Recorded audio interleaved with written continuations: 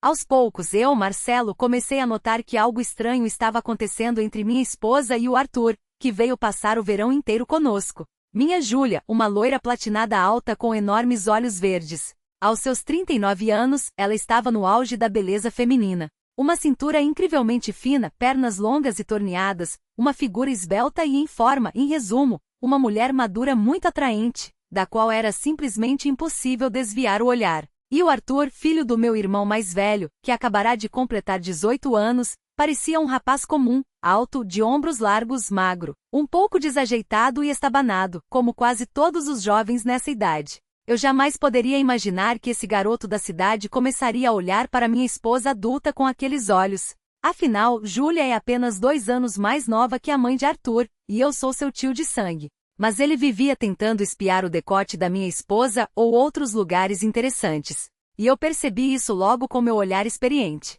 Especialmente quando Júlia saía para o quintal com um roupão fino sem nada por baixo. Moramos em uma chácara. Não é um lugar completamente isolado, mas também não é a cidade grande. Nossa casa tem todas as comodidades. O quintal é pavimentado com lajotas. No quintal há um quiosque aconchegante. E ainda um pomar com uma área de churrasco e um poço. Resumindo, tudo do bom e do melhor. As primeiras dúvidas surgiram quando notei que Arthur começou a ficar em casa com muito mais frequência durante o dia, justamente quando minha esposa também estava em casa. Nos outros dias, o rapaz passava o dia todo na rua, sempre com amigos ou com as garotas. As meninas daqui são loucas pelos rapazes da cidade. Acham que eles são especiais, embora elas mesmas ainda sejam bem bobinhas, mas cheias de pose. Dizem que só querem os da cidade.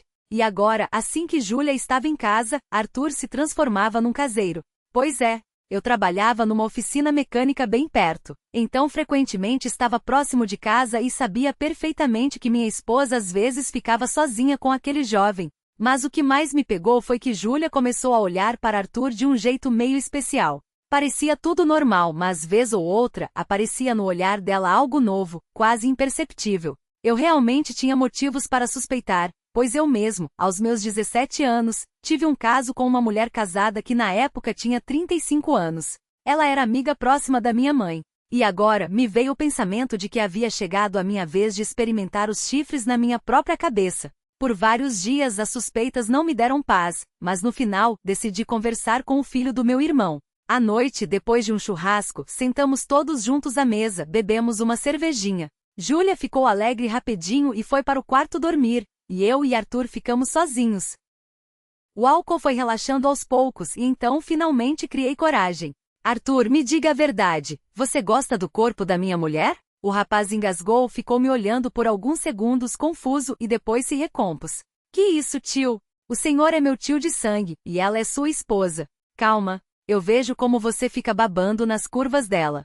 Já deve ter imaginado um monte de coisas na sua cabeça. Arthur encheu o peito de ar, preparando-se para protestar, mas eu o interrompi e contei como, na minha época, uma mulher mais velha me deu uma aula parecida de iniciação à vida adulta. Olhando para o rapaz, vi que ele se acalmou um pouco e começou a me encarar. Então, continuei. Viu?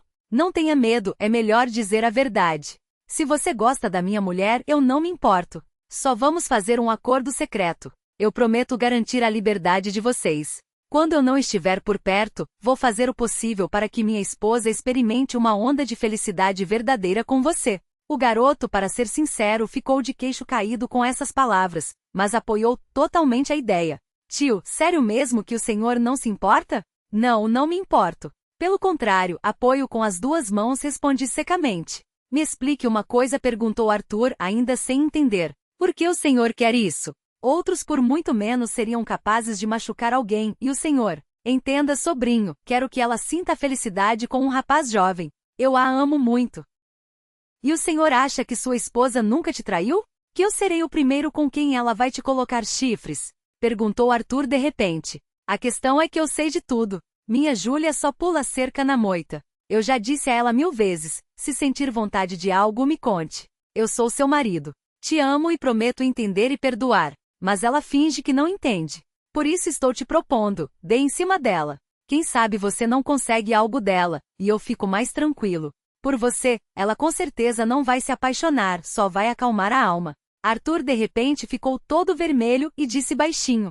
A gente já Já rolou, sussurrou Arthur, e com essas palavras, minha respiração até falhou por um instante. O coração bateu mais forte, mas por algum motivo não senti um pingo de raiva, apenas um calor estranho se espalhou por dentro. E faz tempo isso? Recentemente, naquela noite em que o senhor ficou trabalhando até de manhã com a equipe, respondeu o rapaz com a voz um pouco rouca. Lembrei-me vividamente daquele turno, como nós 4 passamos a noite inteira mexendo num carro importado batido, xingando e tomando café da garrafa térmica para não dormir. E então, como é minha esposa na cama? Simplesmente fogo puro.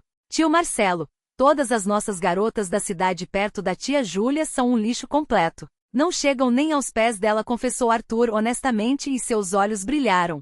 Até me senti bem ao ouvir tais palavras de um rapaz jovem. O orgulho pela minha mulher se mexeu dentro de mim, e Arthur, visivelmente, se acalmou de vez e até ficou um pouco agitado, se remexendo na cadeira. Só não conte uma palavra para minha esposa, que eu sei de tudo e não me importo. Combinado? Claro, por acaso sou criança? Eu entendo, acenou Arthur com uma expressão séria. Então, quando vocês planejam se encontrar de novo para repetir tudo? Isso depende totalmente do senhor. Assim que o senhor sair para passar a noite ou o dia fora, vai acontecer na hora, sorriu Marcelo. Escuta aqui, continuei, baixando a voz quase a um sussurro. Eu vou sair hoje a noite toda, talvez até de manhã. Entendeu tudo? Claro como o dia, respondeu o rapaz, agitado. E em sua voz, ouvi um tremor de antecipação. Então não perca tempo, seja mais ousado. Só não fale demais por aí. E assim que vocês forem para os finalmentes de verdade, me ligue imediatamente. Entendeu? E para que isso? O sobrinho se surpreendeu genuinamente, franzindo as sobrancelhas. Precisa ser assim, acredite. Não tenha medo de nada. Tudo vai ser como deve ser. Apenas ligue naquele momento. Ligo com certeza. Sem problemas, prometeu Arthur firmemente. Ótimo, então. Apenas se esforce ao máximo para que minha mulher depois nem olhe mais para outros homens. Entendeu a missão? Entendido. Missão será cumprida a 100%, sorriu o rapaz, maroto, mas de repente hesitou, baixando os olhos para o chão. O que foi? Desembucha. É que, antes de mim, ela teve um cara, confessou a tia Júlia uma vez. Mas quem é? Eu não faço ideia. Ela disse que ele se mudou há muito tempo para outra cidade e que ela enjoou dele rapidinho. Ficamos em silêncio por um momento, olhando um para o outro na penumbra da cozinha. E você agora tem alguma namorada? Perguntei de repente para quebrar o silêncio. Tinha uma, respondeu Arthur, triste, suspirando. E por que tinha? O que não deu certo? Me traía constantemente com o meu vizinho. Uma vez, tudo bem, mas sempre? Assim não dá. Então, com certeza. Nesses casos não se deve perdoar de jeito nenhum. É melhor cortar logo. Então, minha Júlia é sua única mulher agora. Urrum, acenou Arthur, envergonhado, e ficou vermelho até as orelhas novamente, como um estudante. Isso é até melhor. Acredite na minha palavra. A Júlia é uma mulher cuidadosa, cautelosa em tudo, muito experiente e sabe como dar prazer. Eles ficaram mais um pouco sentados à mesa, terminaram o resto da cerveja das garrafas, conversaram sobre banalidades e finalmente foram para seus quartos, cada um com seus pensamentos. Pela manhã, Marcelo, como havia prometido a Arthur na véspera, arrumou-se e foi trabalhar por 24 horas, avisando a todos que só voltaria no dia seguinte. À noite, quando já estava bem escuro e a chácara ficou silenciosa, o telefone em seu bolso da jaqueta de repente tocou com uma chamada curta. Nós já estamos nos preparando, disse Arthur, quase sussurrando no telefone, agitado. Boa sorte para vocês, pessoal, respondeu Marcelo de forma significativa. Ficou em silêncio por um segundo, como se escolhesse as palavras. Depois guardou o telefone de volta no bolso e rapidamente pediu licença ao chefe por 1h30, inventando uma desculpa convincente. Chegou em casa rapidamente pelos quintais conhecidos para que ninguém o visse, aproximou-se sorrateiramente da janela do quarto, do lado onde a cortina estava um pouco aberta no canto. Ele mesmo de manhã a havia afastado de propósito, como se fosse por acaso. Olhou pela fresta. Júlia, já sem o roupão, estava sentada na beira da cama sob a luz suave do abajur. Sua pele brilhava delicadamente e na frente dela, Arthur tirava lentamente as calças, visivelmente nervoso e com pressa ao mesmo tempo. Marcelo ficou admirado novamente. Como sua esposa era linda, esbelta, desejável. E sem piscar, como se estivesse em uma tela grande e brilhante no cinema, observou pela janela aquele espetáculo vivo e apaixonado por não menos de 1 hora, sentindo uma estranha mistura de excitação e satisfação. Quando finalmente chegou aquele belo e turbulento final e ambos ficaram imóveis nos braços um do outro, Marcelo se afastou silenciosamente da janela para não se entregar com nenhum som.